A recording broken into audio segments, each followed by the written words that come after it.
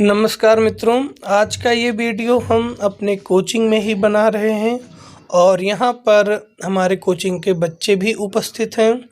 ये बच्चे शांति से केवल वीडियो देखेंगे कि हम कैसे बनाते हैं। तो चलिए स्टार्ट करते हैं। नमस्कार मित्रों, आज हम क्लास 12 का एक ऐसा टॉपिक लेकर आए हैं जो पी ब्लॉक का ग्रुप 17 का है। और ग्रुप 17 में एक आपका कंपाउंड है जिसका नाम है इंटर हैलोजन कंपाउंड। ये पेपर में बहुत पूछा जाता है और इसको हिंदी में बोलते हैं अंतरा हैलोजन यौगिक। क्लियर हो गया? आप किसी भी साल का अगर पेपर उठा के देखेंगे तो आपको इस टॉपिक से जुड़ा हुआ एक प्रश्न या दो प्रश्न जरूर मिलेगा। या तो इस पर डेफिनेशन लिखने के लिए आ जाए और या तो इस पर जो है एक हाइब्रिडाइजेशन आता है उसकी पहचान करने के लिए आ जाए। तो यहाँ पर अंतरा हैलोजन यौगिक क्या होता है हम आपको बता दें कि दो हैलोजन, एक हैलोजन ये है और एक हैलोजन आपका जो है ये है। ये दोनों हैलोजन है, ये भी हैलोजन और ये भी हैलोजन। और इन दोनों का जब रिएक्शन होगा आपस में तो इन दोनों के रिएक्शन से जो आपका प्रोडक्ट बनेगा वो आपका X डैश होगा।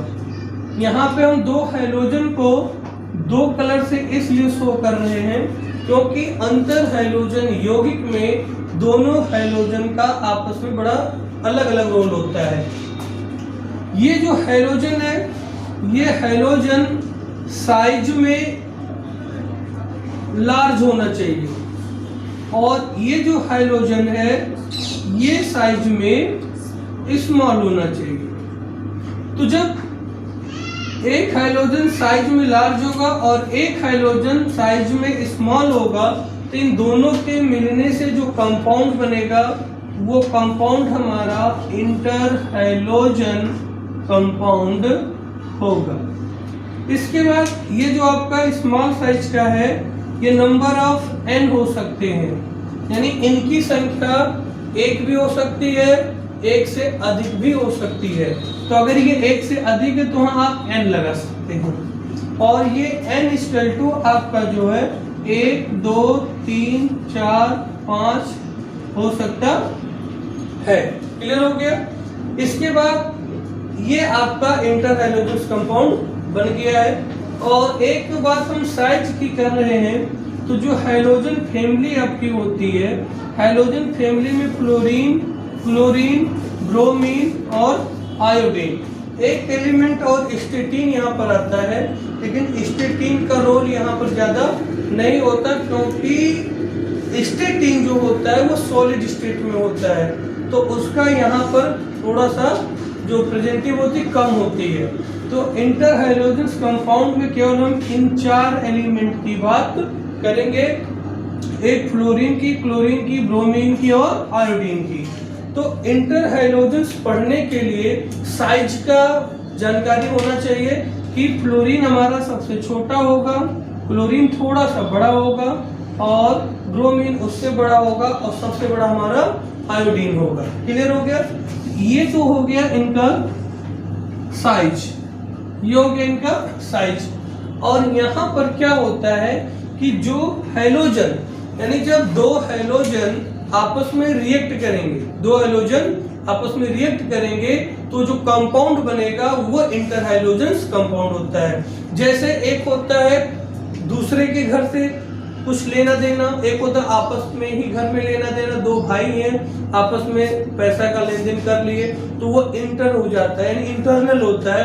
तो ऐसे दो हैलोजन्स भी अगर आपस में रिएक्ट करेंगे तो एक जो कंपाउंड बनेगा वो इंटर हैलोजन्स का कंपाउंड बनेगा। और इसमें मेन पॉइंट ये है कि जो हैलोजन साइज में लार्ज होगा वो आपका सेंट्रल एटम का काम करता है और जो हैलोजन स्मॉल होता है वो हैलोजन साइड से जुड़ने का कार्य करता है। तो आपको ये चीज ध्यान में रखना है। एक बार डिफिनीशन हम फिर से रिपीट कर दे रहे हैं कि जब दो हाइड्रोजन आपस में रिएक्ट करेंगे तो उनके रिएक्ट करने से जो नया कंपाउंड बनता है उस कंपाउंड को हम इंटर हाइड्रोजन कंपाउंड बोलेंगे। और इसके अलावा जो हाइड्रोजन साइज में लार्ज होगा वो सेंट्रल एटम का काम करता है, और जो हाइड्रोजन स्मॉल होता है वो आपका जो है साइड से जुड़ता है।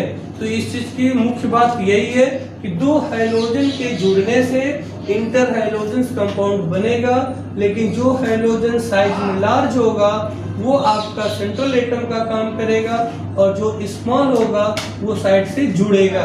हाइड्रोजन में साइज का अगर देखें तो फ्लोरीन लोएस्ट साइज का है और आयोडीन सबसे लार्जेस्ट साइज का होता है।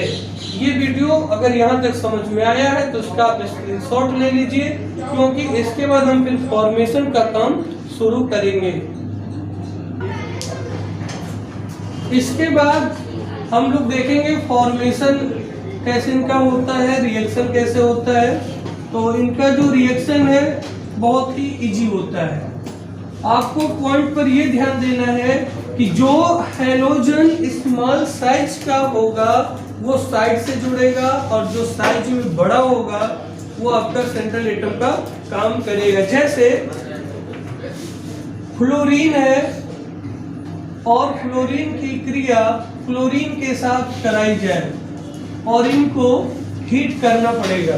तो जो हीट करने का टेम्परेचर होता है वो केल्विन में होता है, तो उस पर ज्यादा फोकस नहीं करना है कि 513 केल्विन है कि 563 केल्विन है, क्या है इस पर ज्यादा फोकस मत करिए। एक फ्लोरीन और एक क्लोरीन का जो रिएक्शन होगा तो यहाँ FCl बनेगा और बैलेंस करेंगे तो 2FCl बनेगा। इसके बाद यदि आप F2 और Cl2 का रिएक्शन करेंगे और यहाँ पे आपने F2 की संख्या बढ़ा दी, यानी F2 जो है 3 मोल आप ले लिए, फ्लोरीन आपने कितना ले लिया 3 मोल ले लिया और क्लोरीन 1 मोल ले लिए, तो यहाँ पे जो आपका प्रोडक्ट बनेगा वो ClF3 बनेगा और इसको बैलेंस करेंगे तो ये बन जाएगा। क्लियर हो गया। इसके बाद अगर ब्रोमीन की क्रिया आयोडीन के साथ हम करा दें तो यहाँ ब्रोमीन भी 1 मोल है, आयोडीन भी 1 मोल है, तो जब दोनों 1-1 मोल रहेंगे आपके, तो इन दोनों का जब रिएक्शन होगा तो ये आपका होगा IBr और 2 बनेगा। इसके बाद यदि कभी आपने ब्रोमीन की क्रिया आयोडीन के साथ करा दी और आयोडीन का यहाँ पे हमने क्या किया 5 मोल ले लिया, ब्रोमीन कितना ले लिया 5 मोल ले लिया, तो ये आपका जो है IBr 5 बन गया और बैलेंस करेंगे तो 2 हो जाएगा। क्लियर हो गया। एक चीज आप ध्यान रखिएगा कि ये जो फ्लोरीन है इसमें जैसे जो आयोडीन है इसमें अगर देखा जाए तो आयोडीन का जो साइज होगा ये आपका लार्ज होगा और इनका साइज जो होगा वो स्मॉल होगा, क्योंकि साइज की बात हमने आपको पहले बता दी है। F2 की साइज छोटी होगी और इसके बाद क्लोरीन की थोड़ी सी बड़ी होगी, ब्रोमीन की और बड़ी होगी, आयोडीन की सबसे बड़ी होगी। तो इस कंडीशन में जब ब्रोमीन का रिएक्शन हम आयोडीन के साथ कराएंगे तो ब्रोमीन का रिएक्शन आयोडीन के साथ कराने पे जो IBr5 बनेगा, ये जो I बन रहा है ये आपका सेंट्रल एटम का काम करेगा और जो Br होगा ये साइड से काम करेगा। ठीक है। एक चीज हम आपको और बता दें इसमें कि जो ये फार्मूला हम लोग बनाए थे X और X डैश N, तो ये जो N होता है N इक्वल टू 1, 3, 5, 7, ये हमेशा एक विषम संख्या में होता है। इस चीज पे आप अपना अलग से कंसंट्रेट रखना। कभी भी बनेगा तो अगर हम फ्लोरीन Cl2 की क्रिया करेंगे तो FCl होगा, ClF3 होगा, IBr होगा, IBr5 होगा। जब भी होगा तो इस N का जो संख्या है ये 1, 3, 5, 7 ही बनता है, कभी भी 2, 4 नहीं बनता है। क्योंकि 2, 4, 6 ना बनने का जो कारण होता है वो मेन कारण होता है हाइड्रोजन का जो ऑक्सीडेशन नंबर होता है और इनका जो वैलेंसी नंबर होता है। तो आपको समझ में आ गया होगा कि ये जो N है ये हमेशा एक विषम संख्या में ही काम करेगा, 1, 3, 5, 7। दूसरी चीज, ये जो आपका प्रोडक्ट बना है इसमें एक चीज हम और बता दें कि जब फ्लोरीन 3 मोल आपने ले लिया, क्लोरीन 1 मोल लिया तो आपका ClF3 बन गया, ठीक है ना। तो FCl3 क्यों नहीं बन रहा है उसका भी रीजन हम बता देंगे। आप इतने को पहले स्क्रीनशॉट ले लीजिए, फिर हम इसको मिटा देंगे। इसके बाद एक क्वेश्चन आपके मन में जरूर उठेगा अगर आप इस वीडियो को देखेंगे, और वो जो क्वेश्चन है वो हम समझ सकते हैं कि आप क्या सोच रहे हैं इस समय। देखिए, अगर हम क्लोरीन का 1 मोल लें और क्लोरीन का 3 मोल ले लें तो क्या ये पॉसिबल है? बैलेंस कर दिया, सब कुछ हो गया। ये आपका जो कंपाउंड है ये पॉसिबल नहीं है, नहीं है, नहीं है, ये पॉसिबल है। तो ऐसा क्या रीजन हो सकता है, वो रीजन आप ध्यान से सुनिएगा। हमने आपसे बताया कि जब 2 हैलोजन रिएक्ट करते हैं, जब 2 हैलोजन रिएक्ट करेंगे तो एक हैलोजन का साइज जो है लार्ज होता है और एक हैलोजन का साइज जो होता है वो स्मॉल होता है। यहाँ पर अगर देखा जाए तो फ्लोरीन हमारा स्मॉल है और क्लोरीन हमारा लार्ज है, पहली बात। तो पहला पॉइंट ये निकल के आ गया कि फ्लोरीन हमारा स्मॉल है और क्लोरीन हमारा जो है वो लार्ज है। इसके बाद क्या होता है कि फ्लोरीन में आपका 2s2 और 2p5 का अरेंजमेंट होता है और 2d जो ऑर्बिटल होता है ये एब्सेंट होता है। क्लोरीन में 3s2 होता है, 3p5 होता है, 3d 0 होता है। तो दूसरी बात। तीसरी बात है क्लोरीन में d ऑर्बिटल की उपस्थिति के कारण क्लोरीन अपने इलेक्ट्रॉन को एक्साइटेड करके वैलेंसी जो है 1 से 3 कर सकता है, लेकिन फ्लोरीन में d ऑर्बिटल अनुपस्थित है तो ये अपने इलेक्ट्रॉन को एक्साइटेड करके वैलेंसी 1 से 3 कभी नहीं कर सकता है।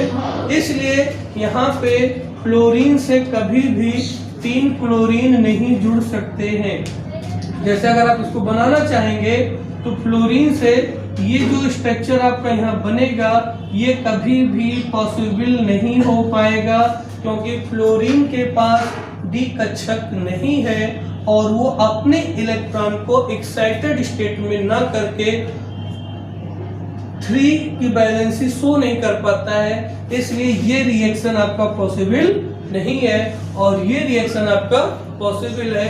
अभी हम इसका हाइब्रिडाइजेशन भी बता देंगे तो आपको और पूरा क्लियर हो जाएगा कि हाइब्रिडाइजेशन कैसे होता है। तो आपके मन में जो ये क्वेश्चन उठ रहा था कि 3F2 हमने ले लिया, Cl2 1 लिया है, ClF3 बन गया है, और अगर हम क्लोरीन के 3 मोल ले लें तो क्या ये रिएक्शन नहीं बन सकता? तो ये रिएक्शन पॉसिबल नहीं है। इस चीज का ध्यान रखना है कि जो क्लोरीन है वो केवल एक ही ऑक्सीकरण अवस्था देता है, वो भी -1 देता है, क्योंकि पूरे आवर्त सारणी में अगर देखा जाए तो फ्लोरीन की जो विद्युत ऋणात्मकता है वो सबसे अधिक होती है। तो मेन रीजन है फ्लोरीन छोटा है, क्लोरीन बड़ा है।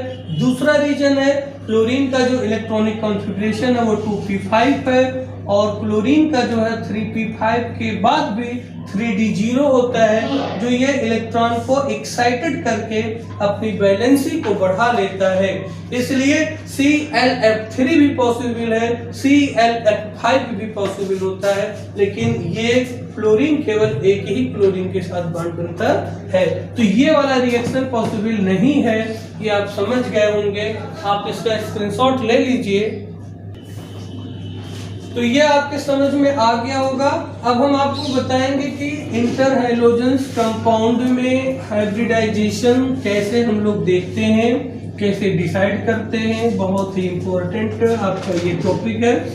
और इसके बाद अगर आप इंटर हैलोजेंस कंपाउंड के हाइब्रिडाइजेशन को समझ गए तो उसका पूरा यूज आपको जो है जीरो ग्रुप जो है 18 ग्रुप वहां पे भी आपको काम आ जाएगा।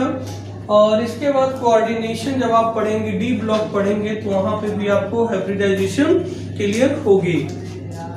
तो एक और हम बता दें, जैसे Br2 की रिएक्शन हम F2 से करा दें, तो जब Br2 का रिएक्शन हम F2 से कराएंगे और F2 का 3 मोल ले लेंगे तो ये BrF3 बन जाएगा। बैलेंस करेंगे तो ये हो जाएगा। और Br2 में अगर हम 5F2 ले लें, यानी फ्लोरीन के 5 मोल ले लें, तो ये आपका हीट तो हर जगह होगा। यहाँ हम टेम्परेचर को मेंशन नहीं कर रहे क्योंकि ये टेम्परेचर आप देख भी सकते हो, समझ भी सकते हो कि कितना टेम्परेचर होता है। तो ब्रोमीन की क्रिया जब फ्लोरीन से हम करा देंगे तो ये BrF5 बन जाएगा और बैलेंस में 2 हो जाएगा। तो ये चीज हो गया। अब एक जो सबसे मोस्ट वेरी इंपॉर्टेंट आपका जो क्वेश्चन बनता है इस चैप्टर से, वो ये बनता है कि ClF3 की संरचना, BrF3 की संरचना और BrF5 की संरचना और IF7 की संरचना। क्लियर हो गया? तो इनसे पेपर में बहुत बार पूछा गया है। तो ये जो ClF3 है और जो BrF3 है, यहाँ पे कोई एक और आ जाए, IF3 भी आ जाए, कोई दिक्कत नहीं है, और IBr3 भी आ जाए या ICl3 आ जाए, कुल मिला के सेंट्रल मेटल एटम एक होगा और जो साइड के होंगे वो 3 होंगे। तो इनका जो हाइब्रिडाइजेशन होगा वो क्या होगा, और हाइब्रिडाइजेशन का मतलब संकरण।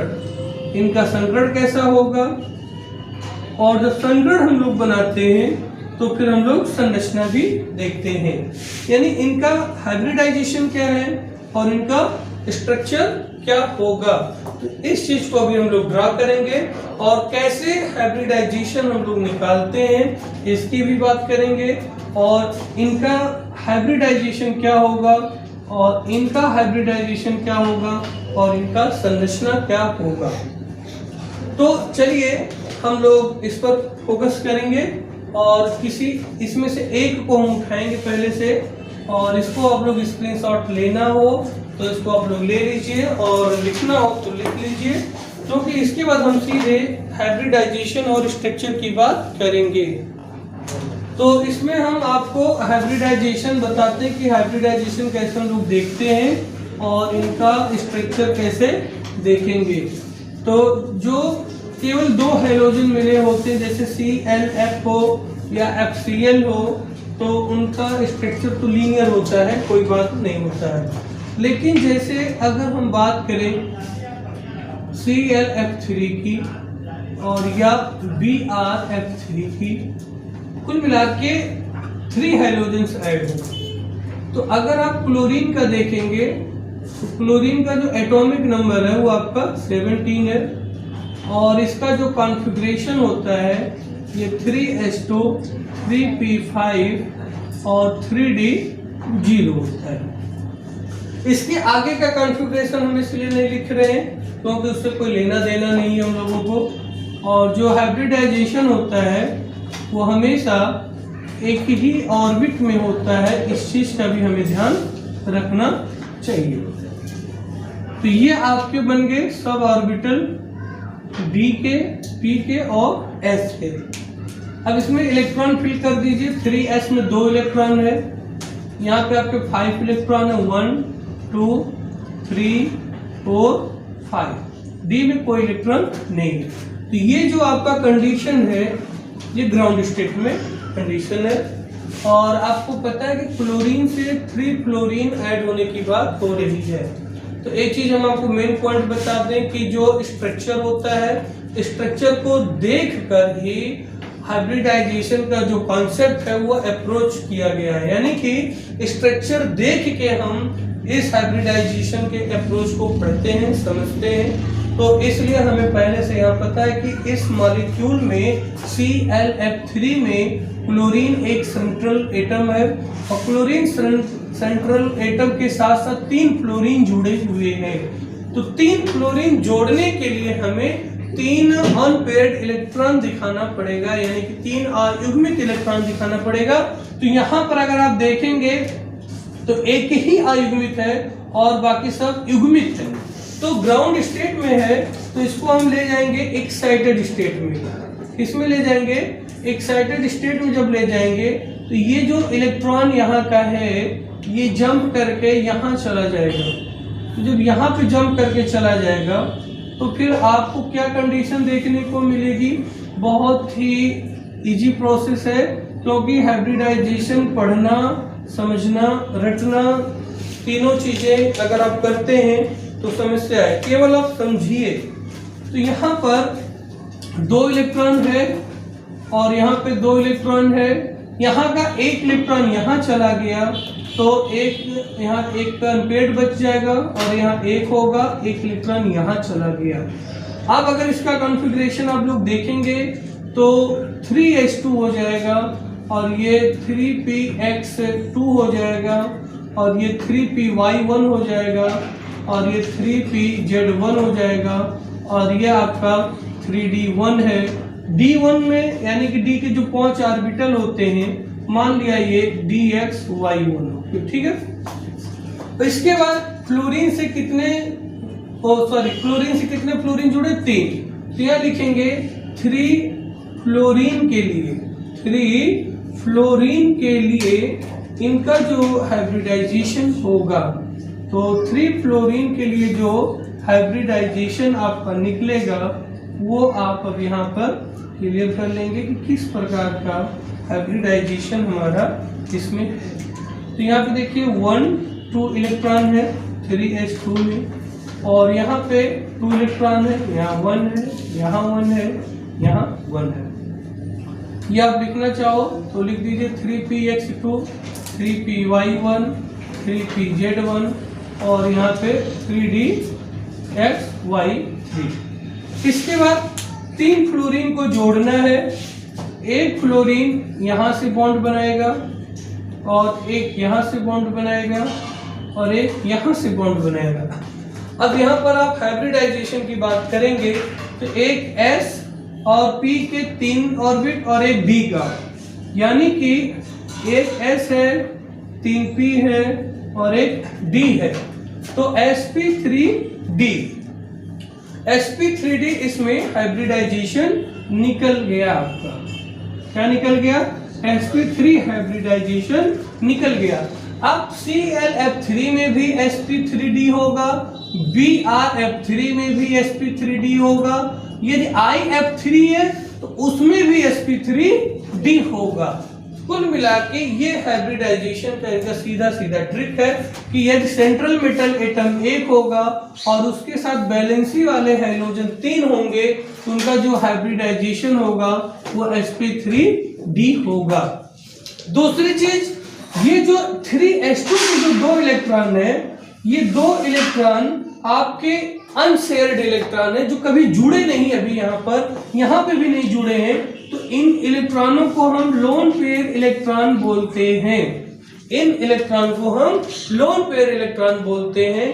तो क्लोरीन में कितने लोन पेयर इलेक्ट्रॉन है, 1 और 1 2, तो 2 लोन पेयर इलेक्ट्रॉन है और ये 3 फ्लोरीन आपके जुड़ जाएंगे और ये जो बॉन्ड होगा ये सभी सिग्मा बॉन्ड यहाँ पर बनेंगे।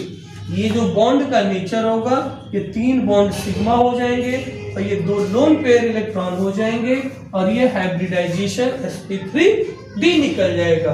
तो इस प्रकार से आपने देखा कि इसका काम हो गया है। अब इसका मेन जो पॉइंट है स्ट्रक्चर, उनका स्ट्रक्चर जो है अभी हम इसको रफ करने के बाद बताएंगे।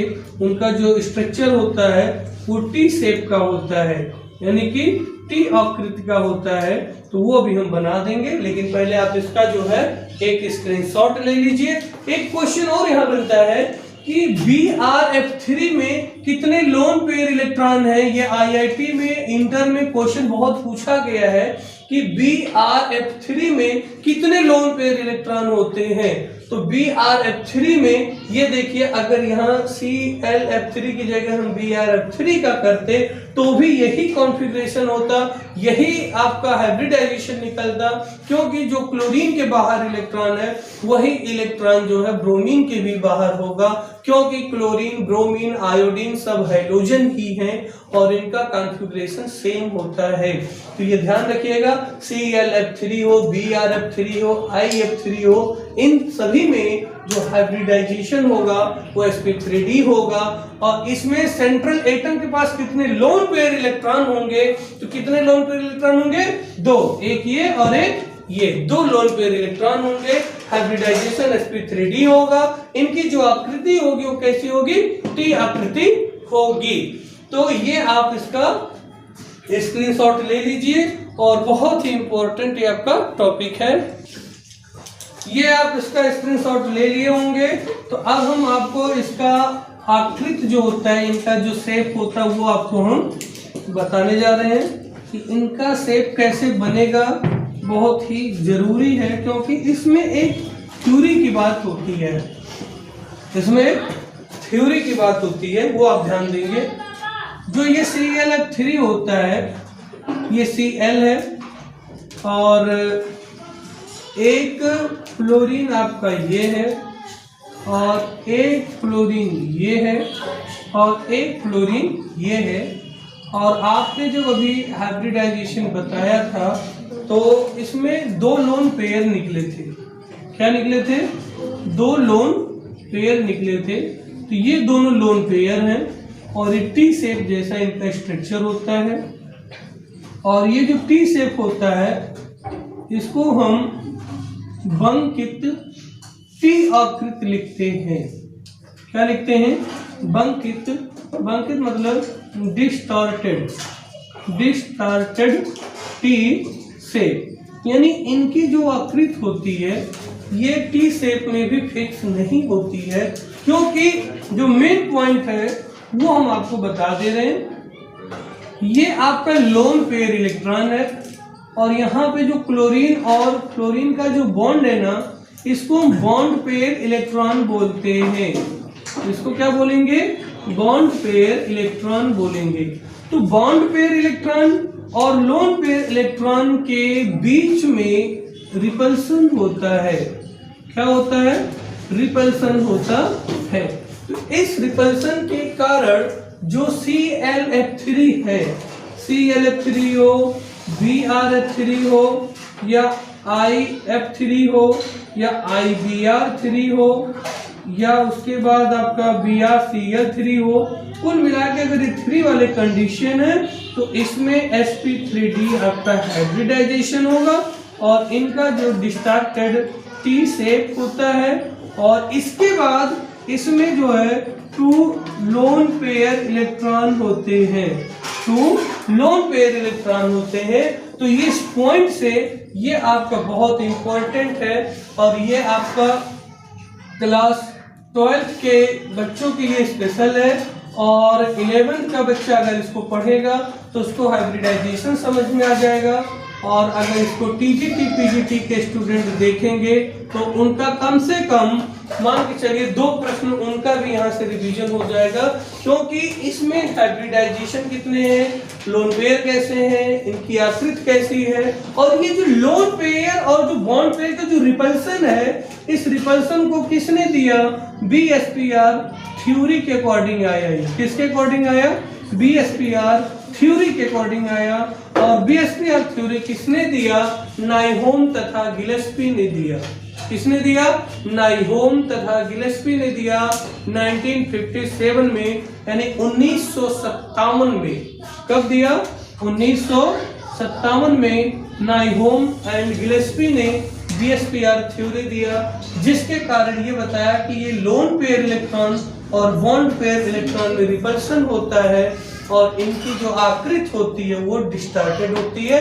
लेकिन मेन पॉइंट आपका यहाँ पर होना चाहिए कि एक हाइड्रोजन के साथ 3 हाइड्रोजन अगर जुड़ेंगे तो उस 3 हाइड्रोजन में भी ध्यान देखना है कि जो हाइड्रोजन सेंट्रल एटम का होता है, इस पर पेपर पूछा गया है कि सेंट्रल एटम में कितने लोन पेयर इलेक्ट्रॉन है। इस सेंट्रल एटम के पास कितने लोन पेयर इलेक्ट्रॉन है? 2 लोन पेयर इलेक्ट्रॉन है और इनका जो हाइब्रिडाइजेशन होगा sp3d होगा। और आंख बंद करके कभी भी अगर x3 आपसे पूछ लिया जाए, कभी पूछ लिया जाए कि x3 एक आपका अंतर हाइड्रोजन कंपाउंड है और इसमें कौन सा हाइब्रिडाइजेशन होगा, आंख बंद करके 3 देख के ही sp3d मार दीजिए, टी शेप मार दीजिए, 2 लोन पेयर इलेक्ट्रॉन, यही सेंट्रल एटम है। ये वाला, ये सेंट्रल एटम नहीं है, सेंट्रल एटम ये जो बीच में होता है, ये फ्लोरीन सेंट्रल एटम है और फ्लोरीन हमारे साइड के होते हैं। तो सेंट्रल एटम पे कितने लोन पेयर इलेक्ट्रॉन होते हैं, ये भी क्वेश्चन पूछा गया है, एक बार में कई बार पूछा गया, कई परीक्षाओं में पूछा गया है। यदि आप इंटर का अल्फॉर्ड उठा के देखेंगे वहां भी मिलेगा, और यदि आप IIT TGT PGT का किसी भी आप कंप्यूटर है, अगर आप वहां देखेंगे तो इससे जुड़ा हुआ क्वेश्चन आपको 100% मिलेगा। इसका स्क्रीनशॉट ले लीजिए, फिर एक हम आपको इसके प्रश्न कुछ करा दें। अब ये आपको समझ में आ गया होगा, इसका स्क्रीनशॉट आपने ले लिया होगा, और नहीं लिया है तो फिर से ले लीजिए, क्योंकि अब हम इसको मिटाने जा रहे हैं। ठीक है, इसके बाद एक और हम आपको ट्रिक बता दें। उस ट्रिक की सहायता से आप इनके और भी हाइब्रिडाइजेशन को निकाल सकते हैं। जैसे अभी हम लोगों ने पढ़ा x3 में sp3d हाइब्रिडाइजेशन था और 2 लोन पेयर इलेक्ट्रॉन था, 2 लोन पेयर इलेक्ट्रॉन था। लेकिन अगर x5 आ जाए, x5 आ जाए, यानी 2 हाइड्रोजन यहाँ पे आपके बढ़ जाए, पेपर में 2 हाइड्रोजन बढ़ गए, तो कुछ नहीं करना है। यहाँ sp3d था, जैसे हम इनका कॉन्फ़िगरेशन करके सेट करते थे, सबको बनाते थे, वैसे हम इनका करेंगे यहाँ जो भी दिया होगा। तो यहाँ sp3d था, तो यहाँ हम sp3d2 हो जाएगा, और यहाँ बेटा 2 लोन पेयर था, तो यहाँ पे आपका 1 लोन पेयर इलेक्ट्रॉन हो जाएगा। इनका जो शेप था वो टी शेप था, और इनका जो शेप होगा वो स्क्वायर पिरामिड होगा, स्क्वायर पिरामिड होगा, यानी वर्ग पिरामिड। तो वर्ग पिरामिड कैसे बनेगा, ये बहुत इंपॉर्टेंट आपका यहाँ टॉपिक है, ये चीज ध्यान रखना। वर्ग पिरामिड में क्या होगा, एक एग्जांपल आप ले लीजिए, मान लो यहाँ BRF5 क्या हो, BRF5 हो, तो BRF5, BR के बाहर कितने इलेक्ट्रॉन होते हैं, 7 इलेक्ट्रॉन, कोई भी हाइड्रोजन होगा 7 इलेक्ट्रॉन होंगे, और 5 फ्लोरीन है, तो 1 fluorine, 2 fluorine, 3 fluorine, 4 fluorine, 5 fluorine, 5 fluorine जुड़ जाएंगे। देखिए एक लोन पेयर हमने लिखा था, ये एक ही लोन पेयर आपका बच रहा है, और इनका जो शेप होगा ये ब्रोमीन होगा, और ब्रोमीन के बाद इनका वर्ग पिरामिड बनाना है, तो इनका जो वर्ग पिरामिड बनेगा, 1 फ्लोरीन, 2 फ्लोरीन, 3 फ्लोरीन, 4 फ्लोरीन, ये तो एक वर्ग हो गया, और 1 फ्लोरीन इनके ऊपर बनेगा, 1 फ्लोरीन इनके ऊपर बनेगा, और जो लोन पेयर इलेक्ट्रॉन आपका बचेगा वो लोन पेयर इलेक्ट्रॉन आपका नीचे ये दिखा दिया जाता है। तो वर्ग मतलब आप समझ गए होंगे कि पूरा एक इस तरीके का एक वर्ग होगा, ये आपका वर्ग हो गया, और 4 फ्लोरीन 4 कोनों होंगे, और 1 फ्लोरीन इसके ऊपर होगा, तो ये आपका फ्लोरीन ऊपर है। वर्ग आप लोग मैथ के स्टूडेंट हैं, बहुत अच्छे समझ सकते हो, और ये फ्लोरीन ऊपर वर्ग पिरामिड हो गया। तो ये कंडीशन हो गया। एक और इसी के साथ हम फिनिश करना चाहते हैं इस टॉपिक को। अगर यहाँ x के साथ 3 की जगह 5 आया तो 5 में आपने sp3d2 बना दिया और 1 लोन पेयर बना दिया और इनका जो संरचना था वो वर्ग पिरामिड बना दिया। लेकिन अगर कभी आपको XX7 आ जाए तो XX7 में इनका हाइब्रिडाइजेशन एक और बढ़ जाएगा तो sp3d3 हो जाएगा। क्या हो जाएगा? sp3d3 हो जाएगा। और यहाँ पर 2 लोन पेयर थे, यहाँ पे 1 लोन पेयर था, यहाँ पे 0 लोन पेयर इलेक्ट्रॉन हो जाएगा। यहाँ पे 0 लोन पेयर इलेक्ट्रॉन हो जाएगा और इनकी जो संरचना होती है वो पेंटागोनल बाइपिरामिडल होता है। पेंटागोनल बाइपिरामिडल होता है, शॉर्टकट में PBP यानी पेंटागोनल बाइपिरामिडल होता है। हिंदी में इसको बोलेंगे पंचकोणीय द्विपिरामिडीय, पंचकोणीय द्विपिरामिडीय। अभी हम इसका स्ट्रक्चर आपको अलग से बना के देंगे क्योंकि बोर्ड जो है वीडियो में इतना ही ले रहा है।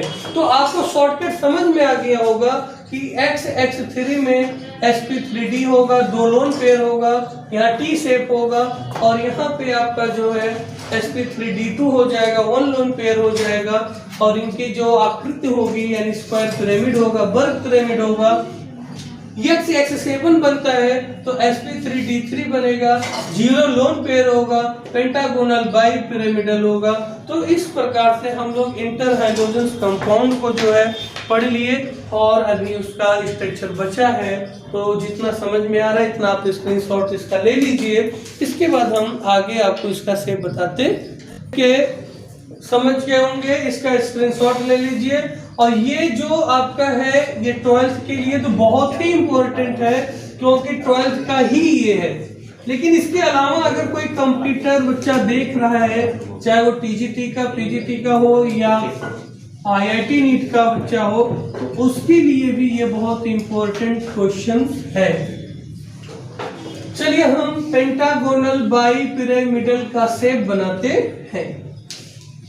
इसमें हम लोग लेते हैं IF7 तो आयोडीन होगा और इनके 5 एंगल होंगे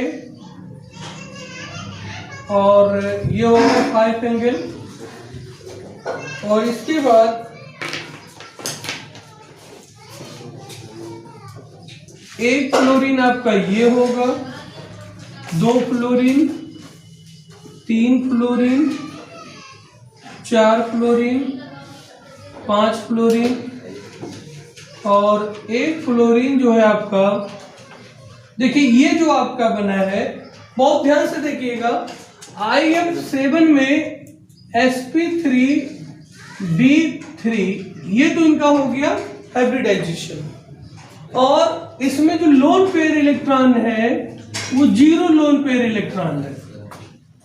दूसरा पॉइंट ये है कि इनका जो शेप है ना पेंटागोनल, 5 एंगल तो ये हो गए और ये जो 5 एंगल है, कितने जो है ये जो 5 एंगल है इनका जो डिग्री होता है वो 72 डिग्री का कोण होता है।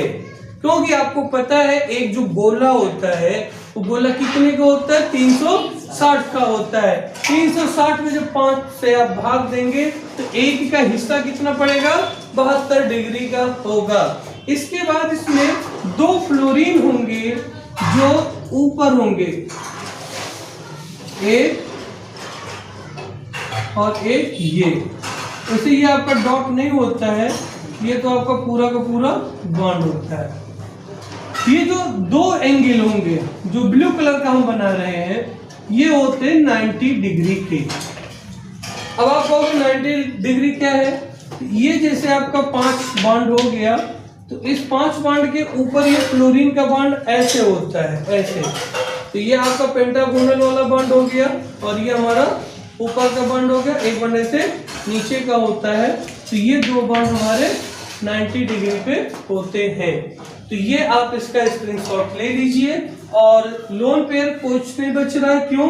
क्योंकि आयोडीन के बाहर 7 इलेक्ट्रॉन होते हैं, 1 2 3 4 5 6 7। तो ये 7 इलेक्ट्रॉन हो गए। और बहुत ही इंपॉर्टेंट आपका क्वेश्चन यहाँ से हाइब्रिडाइजेशन, लोन पेयर और उसके बाद बॉन्ड एंगल भी पूछ सकता है। तो इसका जो है शेप भी पूछ सकता है कि पेंटागोनल बाई पिरामिडल होता है। तो ये IF7 का स्क्रीनशॉट ले लीजिए। तो आप लोग इसका स्क्रीनशॉट ले लिए होंगे। और इस प्रकार से ये इंटर हैलोजन कंपाउंड आपका फिनिश होता है। और जो नेक्स्ट वीडियो हम आपको देंगे वो वीडियो आपका रहेगा इनर्ट गैस यानी नोबल गैस पर, ग्रुप 18 पर। तो आज जो हम लोग पढ़े हैं इसमें यूपी बोर्ड हो या CBSE बोर्ड हो या ICSE बोर्ड हो और या PGT का कंपटीशन एग्जाम हो, तो इसमें किस प्रकार से प्रश्न पूछेगा ये हम आपको बता दे रहे हैं। जैसे IF7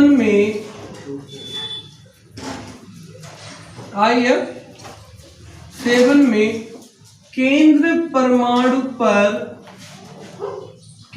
परमाणु पर एकांकी युग्म इलेक्ट्रॉन थे। जो इंग्लिश के बच्चे हैं वो ध्यान देंगे, सेंट्रल परमाणु होगा यहाँ पे, सेंट्रल एटम पर लोन पेयर इलेक्ट्रॉन। तो इनके 4 ऑप्शन बनेंगे, A, B, C और D। तो पहला ऑप्शन हो जाएगा 2 3 1 0। तो ये आपका क्वेश्चन पेपर में आ चुका है और इस क्वेश्चन को हम यहाँ पर रखे हैं कि IF7 में सेंट्रल एटम पर कितने लोन पेयर इलेक्ट्रॉन है। तो पहली बात आप इस टॉपिक को देख के पता पा गए होंगे कि सेंट्रल एटम हमारा है कौन सा। सेंट्रल एटम इसमें कौन है? आयोडीन है, पहली बात। दूसरी बात, कभी बाई चांस आप भूल जाओ कि क्या हम पढ़ाए थे, कैसे समझे थे, बाई चांस आप अगर भूल गए कभी तो ये आयोडीन है, आपको पता है। और आयोडीन के पास आउटर सेल में 7 इलेक्ट्रॉन होता है। आपको पता होना चाहिए कि ये हैलोजन है, हैलोजन में आयोडीन है। आयोडीन एक हैलोजन होने के कारण इनके आउटर सेल में 7 इलेक्ट्रॉन होते हैं। 7 इलेक्ट्रॉन के साथ साथ 7 फ्लोरीन भी जुड़ चुके हैं। तो जब 7 फ्लोरीन जुड़ चुके हैं तो यहाँ बचा कौन? कोई नहीं बचा। तो ऑप्शन कौन सा सही हो गया? कौन सा ऑप्शन सही होगा? 0, यानी कि डी ऑप्शन सही होगा। दूसरा क्वेश्चन इसी पे बन सकता है कि IF7 में हाइब्रिडाइजेशन क्या होगा। तो इनका हाइब्रिडाइजेशन, जैसे ये 7 है तो एक चीज हम बता दें, sp3d3, D के 3, P के 3 और S के, यानी 1 + 3 + 3 बराबर कितने हो गए? 7। 7 बॉन्ड है तो 7 वाला हाइब्रिडाइजेशन हमें पकड़ना पड़ेगा। और अगर कहीं BRF5 है तो इसमें जो हाइब्रिडाइजेशन होगा वो sp3d यानी 5 होंगे। तो 1 और 3 और 1 यानी कितने हो गए? 5। तो यहाँ ये ट्रिक काम नहीं करेगा क्योंकि यहाँ एक लोन पेयर भी बैठा है। इसलिए ट्रिक जो होता है, कुछ लोग ट्रिक आपको बता देंगे लेकिन एक ट्रिक बताएंगे दूसरा ट्रिक नहीं बताएंगे तो दूसरे में आप फेल हो जाएंगे। तो इसलिए ये जो 3 3 6 और 1 के साथ करते हैं ये सब ट्रिक रूप के ध्यान मत दीजिएगा। हमने जैसे अभी पीछे पूरा एक्सप्लेन किया है उस एक्सप्लेन के अकॉर्डिंग अगर आप हाइब्रिडाइजेशन समझेंगे तो आपका बहुत अच्छा होगा और हमेशा के लिए वो चीज मजबूत होगी। क्योंकि लोन पेयर ये लोग नहीं बताते, इसलिए इस ट्रिक के अकॉर्डिंग हम लोग नहीं जाते हैं। तो IF7 में sp3d3 होगा, BRF5 में sp3d2 होगा। और इसके बाद ये लोन पेयर का क्वेश्चन बन ही गया है। तो ये आपका आज का वीडियो है और ये वीडियो हम अपने क्लास में ही बना रहे हैं। हमारे यहाँ बच्चे भी आज प्रेजेंट हैं लेकिन ये बच्चे बहुत शांति के साथ पढ़ रहे थे। तो आप इस वीडियो को जरूर शेयर करिए। और अगला वीडियो हमारा ग्रुप 18 पर आएगा, जिसको हम इनर्ट गैस बोलते हैं, नोबल गैस बोलते हैं। उसमें भी आपको एक वीडियो में पूरा मिल जाएगा। इस वीडियो को आप पूरा देख लेंगे तो आपके 2 नंबर जरूर पक्के हो जाएंगे।